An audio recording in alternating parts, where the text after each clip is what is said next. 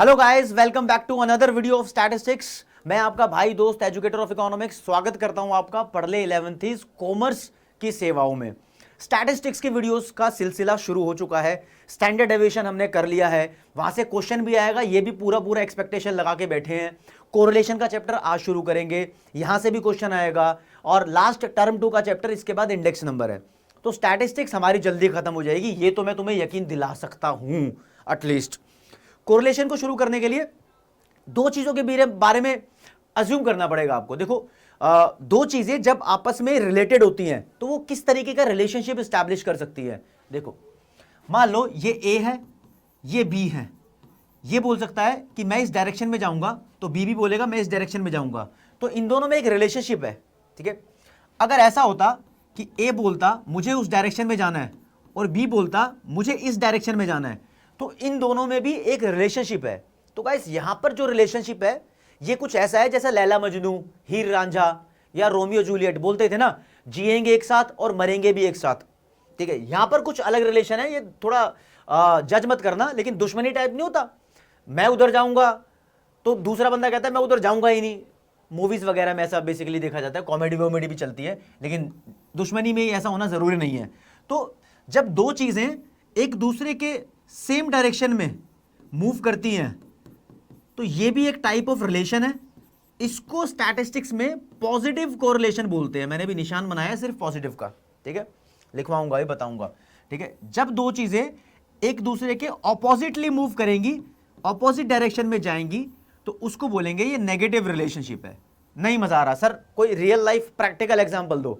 Practical example भी दूंगा, economics का एग्जांपल भी दूंगा। देखो यार, क्रिकेट मैच बेसिकली बहुत लोगों को पसंद होता है। तो वहां पर क्या होता है, बैट्समैन है और रनर है पिच पे। तो जिस तरफ बैट्समैन जाता है, रनर उसके अपोजिट तरफ मूव करता है। रनर को पहुंचना होता है विकेट कीपर की तरफ और बैट्समैन को पहुंचना होता है अंपायर की तरफ, ताकि वो रन कंप्लीट कर सके। तो इन दोनों में हमेशा पॉजिटिव रिलेशनशिप नहीं होता, नेगेटिव रिलेशन होता है। भाई अपोजिट मूव कर रहे हैं ना, पॉजिटिव रिलेशन कहां होगा मैदान में? वो जब बैट्समैन ने शॉट मारा है तो जहां बॉल जाएगी उसके पीछे पीछे फील्डर भागेगा, समझ रहे हो? तो जब कोई किसी का पीछा कर रहा हो तो सेम डायरेक्शन में मूव कर रहे हैं वो दोनों चीजें, तो उन दोनों में उस सेंस में पॉजिटिव रिलेशन हो जाएगा। देखो, ये चीज जहां जा रही है ये चीज भी वहीं जा रही है, तो इनमें पॉजिटिव रिलेशन है। जरूरी नहीं है कि इन दोनों को साथ में ही चलना है, बस डायरेक्शन सेम होना चाहिए। जब दो चीजों का डायरेक्शन सेम है तो पॉजिटिव कोरिलेशन, जब दो चीजों का डायरेक्शन अपोजिट है तो नेगेटिव कोरिलेशन। सो कोरिलेशन क्या है? कोरिलेशन दो चीजों के बीच में रिश्ता है, दो चीजें तीन चीजें जितने भी है। और जब जब मैं यहां पर दो चीजें तीन चीजें बोल रहा हूं तो चीजों का मतलब ऑब्जेक्ट है। ऑब्जेक्ट की जगह यहां पर वर्ड यूज करेंगे हम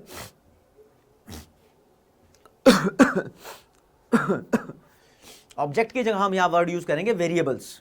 तो गाइस, दो वेरिएबल्स या दो से ज्यादा वेरिएबल्स के बीच में रिश्ता दिखाना हो स्टैटिस्टिक्स में तो हम कोरिलेशन बोलते हैं उसको, ठीक है। रियल लाइफ एग्जांपल में क्रिकेट का एग्जांपल ले सकते हो। नेगेटिव रिलेशनशिप दोनों रनर्स के बीच में होता है, ये उस तरफ भागता है तो ये इस तरफ भागता है। इधर देख लो, युवराज सिंह इधर भाग रहा है तो कैफ उसके अपोजिट भाग रहा है।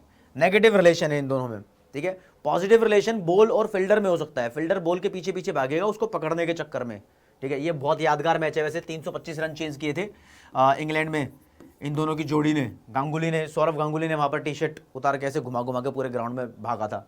बहुत अमेजिंग मोमेंट था इंडिया के लिए, ठीक है। तो गाइस, कोरिलेशन की डेफिनेशन के साथ शुरुआत करते हैं। कोरिलेशन होता क्या है, अब फॉर्मली आ गए हैं स्टैटिस्टिक्स में। तो correlation is a statistical method या statistical tool that studies the relationship between two और मोर वेरिएबल्स। स्क्रीनशॉट ले लो इसका, स्क्रीनशॉट ले लो। ये कोरिलेशन की डेफिनेशन है। मोटे मोटे तौर पे कोरिलेशन दो तरीके का हो जाता है, पॉजिटिव और नेगेटिव, ठीक है। तो here is the types of correlation. पहले नंबर पे पॉजिटिव कोरिलेशन और दूसरे नंबर पे नेगेटिव कोरिलेशन। अगली स्लाइड के अंदर इसकी डेफिनेशन भी लिखी है और इसके इकोनॉमिक्स वाले एग्जांपल भी लिखे हैं। एग्जांपल की डिस्कशन थोड़ा यहां से ही शुरू करते हैं। देखो, पॉजिटिव कोरिलेशन की इकोनॉमिक्स में कहां पर तुमने एप्लीकेशन देखी है? लॉ ऑफ सप्लाई बोलता है कि प्राइस बढ़ेगा तो सप्लाई बढ़ जाएगी, तो दोनों एक ही डायरेक्शन में जा रहे हैं ना। ऐसा नहीं है दोनों बढ़ेंगे, दोनों कम भी हो सकते हैं। प्राइस कम होगा तो सप्लाई कम होगी, अभी भी दोनों सेम डायरेक्शन में है। तो ये पॉजिटिव कोरिलेशन का एग्जांपल है इकोनॉमिक्स में। नेगेटिव कोरिलेशन में देखो, लॉ ऑफ डिमांड था, वो बोलता है प्राइस बढ़ेगा तो डिमांड कम होगी, प्राइस कम होगा तो डिमांड बढ़ेगी। ये एक दूसरे के उल्टे चल रहे हैं, प्राइस और डिमांड। तो प्राइस और सप्लाई में जो रिलेशन है वो पॉजिटिव कोरिलेशन का एग्जांपल है, प्राइस और डिमांड में जो रिलेशन है वो नेगेटिव कोरिलेशन का एग्जांपल है। एग्जांपल पता होनी चाहिए आप लोगों को गाइस। अब डेफिनेशन और बहुत सारे एग्जांपल देखते हैं। पॉजिटिव कोरिलेशनशिप क्या होता है, तो ये लिखा है इसका meaning,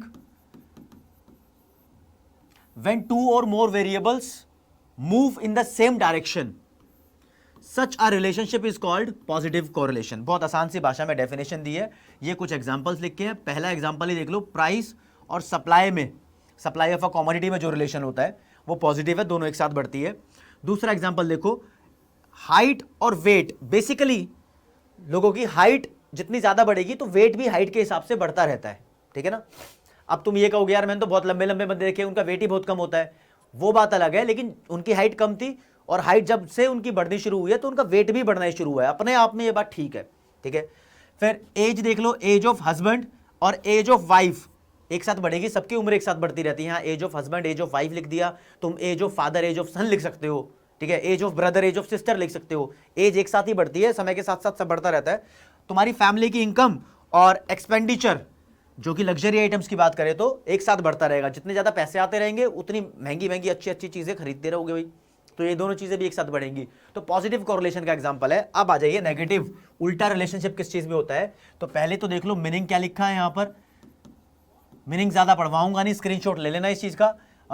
when two variables changes in different directions it is a negative correlation. Guys different लिख दिया यहाँ पर, डिफरेंट की जगह तुम्हें यहाँ पर और सुटेबल वर्ड बताता हूं, यहाँ पर लिखना है ऑपोजिट, ऑपोजिट डायरेक्शन, मतलब डिफरेंट भी चल जाएगा, डिफरेंट डायरेक्शन, लेकिन ऑपोजिट ज्यादा सुटेबल है। और एग्जांपल देख लीजिए, लिखा है यहाँ पर example, sale of woollen garments and day temperature. जैसे जैसे टेम्परेचर बढ़ता है, टेम्परेचर बढ़ने से गर्मी बढ़ती रहती है, तो गर्म कपड़ों की सेल कम हो जाएगी, ठीक है। जैसे जैसे टेम्परेचर कम होगा तो मतलब सर्दी आ गई तो गर्म कपड़े बिकने लगेंगे, तो उल्टा रिलेशन हो गया इन दोनों में, ठीक है ना। फिर आपको बताया था प्राइस और डिमांड में लॉ ऑफ डिमांड का नेगेटिव रिलेशन है। और फिर yield of crops and price, ठीक है। तो ये 3 एग्जांपल है, एक आधा एग्जांपल तुम्हें याद होना चाहिए, उससे बड़ी कोई बात नहीं है। अब तुम्हारे इस स्टैटिस्टिक्स के चैप्टर में ये कोरिलेशनशिप कितना सिग्निफिकेंट है आपको कैसे जानना है, ठीक है। अभी ये जो लिखा है उसको ध्यान मत दो। स्टैटिस्टिक्स में क्या होगा, तुम्हें 2 वेरिएबल्स x और y की वैल्यूज गिवन होगी, ठीक है जी।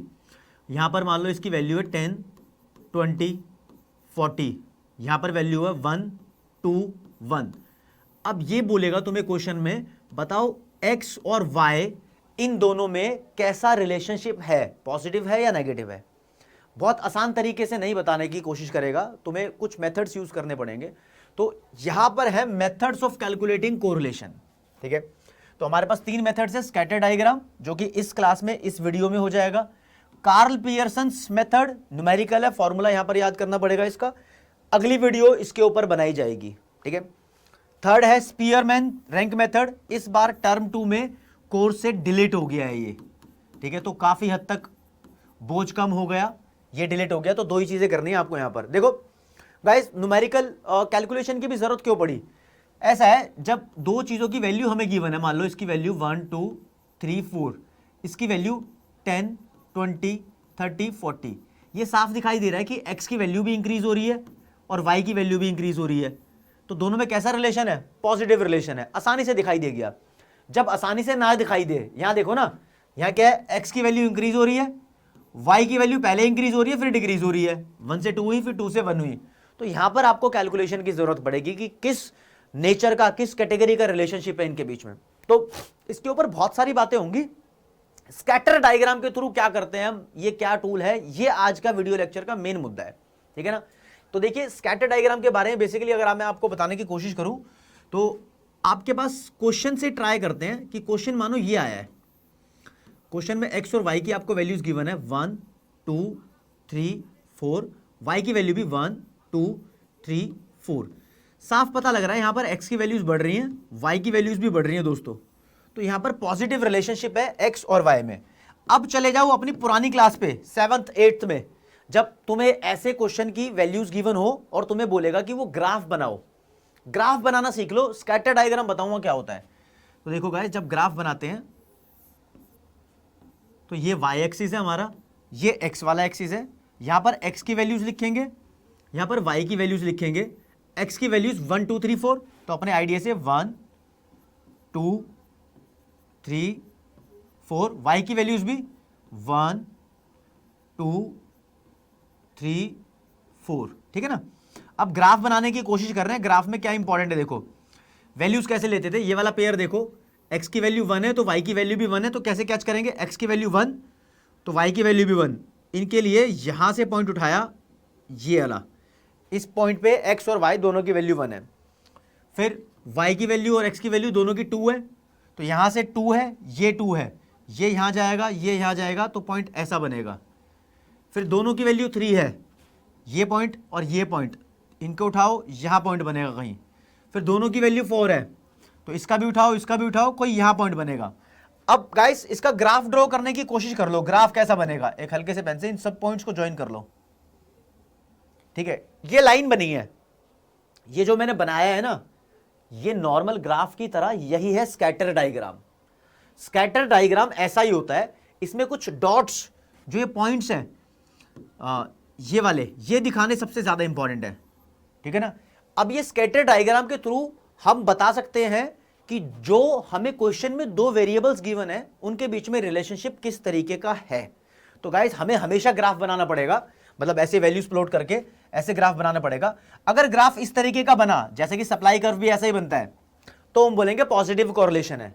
लेकिन अगर दो वैल्यूज हमें गिवन हो x और y की, और ग्राफ इस तरीके का बना, मतलब जो पॉइंट्स थे, पहले पॉइंट ऐसे आए हैं कि इसके ऊपर आए हैं वो पॉइंट्स, ठीक है, तो यहां पर ये बोला जाएगा कि ये नेगेटिव कोरिलेशन है, जो कि प्राइस और डिमांड में होता है। ऐसा डिमांड कर्व भी ऐसा ही होता है ना, तो ये नेगेटिव कोरिलेशन है। अब हद से हद जो ये ग्राफ बनाओगे, स्कैटर डायग्राम बनाओगे, वो कैसे कैसे बन सकता है। देखो, जो भी तुम्हें क्वेश्चन में वैल्यू गिवन हो, उसके हिसाब से स्कैटर डायग्राम की पॉसिबल शेप्स बताता हूं। पॉसिबल शेप्स,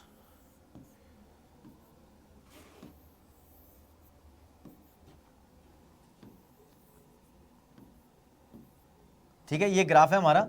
अब देखो गाइस, पॉसिबल शेप में सबसे पहले अगर ग्राफ ऐसा बन रहा है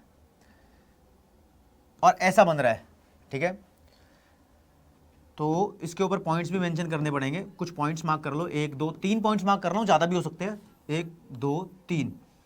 तो ये एक तरीके से पॉजिटिव रिलेशन है, सॉरी नेगेटिव रिलेशन है डिमांड कर्व की तरह है। ये एक तरीके से पॉजिटिव रिलेशन है सप्लाई कर्व की तरह है। ये आइडिया लगा के तुम इस चीज़ को याद रख सकते हो, ठीक है ना। लेकिन दोस्तों, अगर कर्व देखो ऐसा ही बना है, तुम्हारा ऐसे ही कर्व बना है, और जो पॉइंट्स थे, जो ये तुम पॉइंट्स ज्वाइन करते हो, एक पॉइंट यहाँ, एक पॉइंट यहाँ, एक पॉइंट यहाँ, एक पॉइंट यहाँ, एक पॉइंट यहाँ, बहुत सारे पॉइंट्स थे उस क्वेश्चन में, और एक दो पॉइंट बाहर छूट गए लेकिन लाइन क्लियर हो गई, तो ये भी पॉजिटिव रिलेशन है, ठीक है। लेकिन ये इतना प्योर पॉजिटिव रिलेशन नहीं है जितना प्योर पॉजिटिव ये वाला था। तो गाइस इसको बोलेंगे हम, ये परफेक्ट पॉजिटिव है, लेकिन ये सिर्फ पॉजिटिव है, ठीक है ना। ये सिर्फ पॉजिटिव है, ये परफेक्टली पॉजिटिव है, यहां पर सब कुछ एक साथ चल रहा है, ठीक है ना। चलो अभी और बताऊंगा, इसकी डिटेल आएगी और पूरी की पूरी। अगर तुम्हारी शेप ऐसी बनी और इसके ऊपर जो पॉइंट्स थे, ये आ रहा है, ये आ रहा है, ये आ रहा है, ये आ रहा है, ये आ रहा है, एक दो पॉइंट्स बाहर छूट गए या ज्यादा भी छूट सकते हैं, लेकिन लाइन कुछ ऐसे लीनियर डाउनवर्ड स्लोपिंग बन गई है, ये नेगेटिव कोरिलेशन है। कुछ पॉइंट्स बाहर छूट रहे हैं, नेगेटिव कोरिलेशन कहा जाएगा। लेकिन जो ये वाला था ना, ये वाला, इस पे सारे पॉइंट्स आ गए थे, कुछ बाहर नहीं छूट रहा था, ये परफेक्ट नेगेटिव कोरिलेशन है, परफेक्ट नेगेटिव। कुछ लोग कह सकते हैं सर मेरे पास एक डिफरेंट केस था x और y की वैल्यूज, जिसमें मेरे पास पॉइंट्स कुछ ऐसे आ रहे हैं कि कोई लाइन नहीं फ्रेम हो रही, ये वाले पॉइंट आ रहे हैं। तो गाइस ये वो सिचुएशन है जहां पर तुम सारी लाइनें बना लो या कुछ मत बनाओ, यहां पर दो वेरिएबल्स में आपस में कोई रिलेशनशिप है ही नहीं। तो ये चार चीजें पहले लिख देता हूं नाम। पहला, ये आपका नेगेटिव कोरिलेशन, सिर्फ नेगेटिव लिख दिया मैंने, नेगेटिव कोरिलेशन।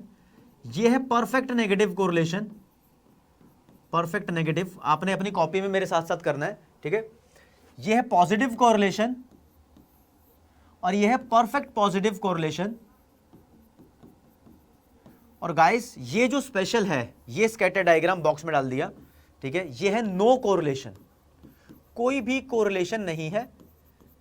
इसको नो कोरिलेशन बोलो या जीरो कोरिलेशन बोलो या एब्सेंस ऑफ कोरिलेशन बोलो,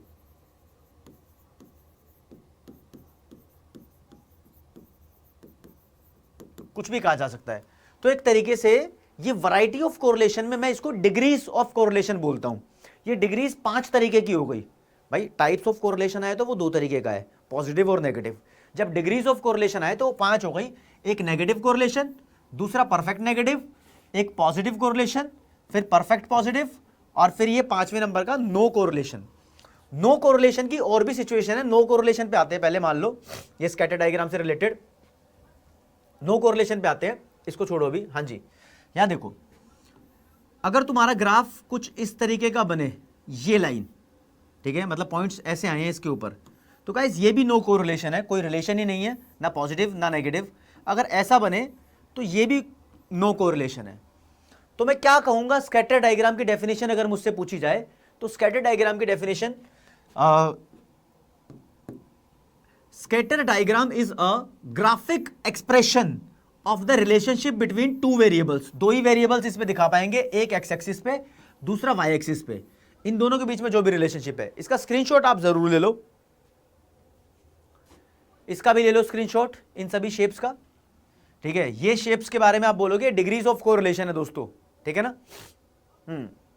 तो एग्जाम में इससे रिलेटेड क्वेश्चन कैसा आएगा, ये क्वेश्चन भी बता देता हूं। या तो पूछेगा स्कैटर डायग्राम होता क्या है, इसको एग्जाम्पल के तौर पर बताओ, मतलब ये डिग्रीज वगैरह ड्रॉ करके बताओ, या फिर आपको एक्स और वाई की वैल्यू देगा, ठीक है जी। मान लो कुछ भी वैल्यू लिखी है, 10, 20, 90, 70, यहां पर वाई की वैल्यूज 5, 10, 5, 6, ये कुछ भी वैल्यूज लिखी है। बोलेगा बताओ स्कैटर डायग्राम के थ्रू कि इन दोनों में एक्स और वाई में रिलेशनशिप कैसा है। तो आपने कुछ नहीं करना, एक्स और वाई की गाइस वैल्यूज प्लॉट करनी है, एक्स की वैल्यू एक्स एक्सिस पे, वाई की वैल्यू वाई एक्सिस पे, और देखना है कि आपका ग्राफ कैसा बनेगा, ठीक है। वो ग्राफ अगर देखो वहां पे जा रहे हैं, इनमें से कोई भी शेप लेता है तो रिलेशनशिप आपका इनके हिसाब से डिसाइड हो जाएगा। तो मान लो ऐसी शेप ले रहा है, कुछ पॉइंट्स बाहर भी आ रहे हैं, तो आप नेगेटिव कोरिलेशन उसको लिख सकते हो, ठीक है ना। तो यहां पर क्वेश्चन भी आपका एग्जाम में ऐसा फ्रेम होगा, ठीक है। स्कैटर डायग्राम की डेफिनेशन भी आपको मैंने बताई, टाइप्स ऑफ कोरिलेशन भी बताया। अब सेकंड मेथड जो है कोरिलेशन को कैलकुलेट करने का, that is Karl Pearson's method, वो आपके सिलेबस में है। अगली वीडियो उसके ऊपर बनाऊंगा, उसमें वैरायटी ऑफ न्यूमेरिकल्स है, वो हम सॉल्व करेंगे, वो मैं सॉल्व करना सिखाऊंगा। इसमें तो दोस्तों तुम्हें एक आइडिया देना था, इंट्रोडक्टरी होता है, शॉर्ट क्वेश्चन यहाँ पे आने की उम्मीद है, कुछ ज्यादा लॉन्ग आंसर क्वेश्चन की उम्मीद यहाँ से स्कैटर डायग्राम से होती नहीं है, ठीक है। तो आज के वीडियो लेक्चर में आपको मैंने स्कैटर डायग्राम कराया है। इवन अगले वीडियो लेक्चर में भी कोरिलेशन का चैप्टर कंटिन्यू रखेंगे, उसके बाद इंडेक्स नंबर करेंगे। इंडेक्स नंबर को भी 1 से 2 वीडियो में खत्म कर दूंगा, तो फिर आपका स्टैटिस्टिक्स का कोर्स भी खत्म हो जाएगा। सैंपल पेपर भी डिस्कस कर लेंगे। अगर आप लोग कमेंट सेक्शन में मुझसे पूछोगे कि सर ये वाले क्वेश्चंस का आंसर दो, तो या पर्टिकुलर कोई सैंपल पेपर आप PDF फाइल कमेंट सेक्शन में अटैच करते हो कि सर इसको करवा दो, तो मैं वो भी सॉल्व करवा दूंगा। गाइज आप अपनी प्रॉब्लम मुझे शेयर करो, सोल्यूशन मैं दूंगा, समझ रहे हो ना।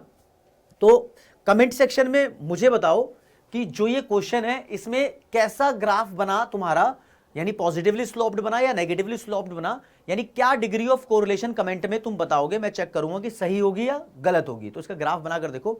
जो भी तुम बुक पढ़ रहे हो, कोई भी बुक हो, TR जैन, VK होरी हो, संदीप गर्ग हो, SK अग्रवाला हो, NM शाह हो, BL गुप्ता हो, कोई भी बुक से तुम पढ़ लो, NCERT से पढ़ लो, कोई भी बुक से पढ़ लो, ठीक है। कॉन्सेप्ट तो यही था जो मैंने समझा दिया। किसी में कुछ भी लैंग्वेज लिखी हो कोई फर्क नहीं पड़ता। फाइनली जब भी क्वेश्चन आएगा आपको ग्राफ ही बनाना होगा, उसके थ्रू कमेंट करके बताना होगा कि कौन सी डिग्री ऑफ कोरिलेशन है। बस दैट्स इट, इतना ही है पूरे कॉन्सेप्ट में, कुछ ज़्यादा नहीं है। बस थोड़ा 7वीं 8वीं वाली ग्राफ बनाने की स्किल्स तुम्हारे अंदर मैं चाहता हूँ कि होनी चाहिए। नहीं है तो गाइज वो भी बड़ी इंपॉर्टेंट है, क्योंकि ग्राफ ही तो बनाना, यहाँ पर कुछ ज़्यादा हुआ तो है नहीं। फिर न्यूमेरिकल पे आएंगे इसके बाद। तो आज के वीडियो लेक्चर में इतना ही। Thank you so much. हमारी वीडियो को लाइक करो दोस्तों यार, चैनल को सब्सक्राइब करो, अपने फ्रेंड्स को बताओ अगर तुम्हें अच्छा स्टफ यहाँ मिल रहा है तो, बाकी रेगुलर कॉन्टिन्यूटी में मिल रहा है, ठीक है ना। नमस्कार।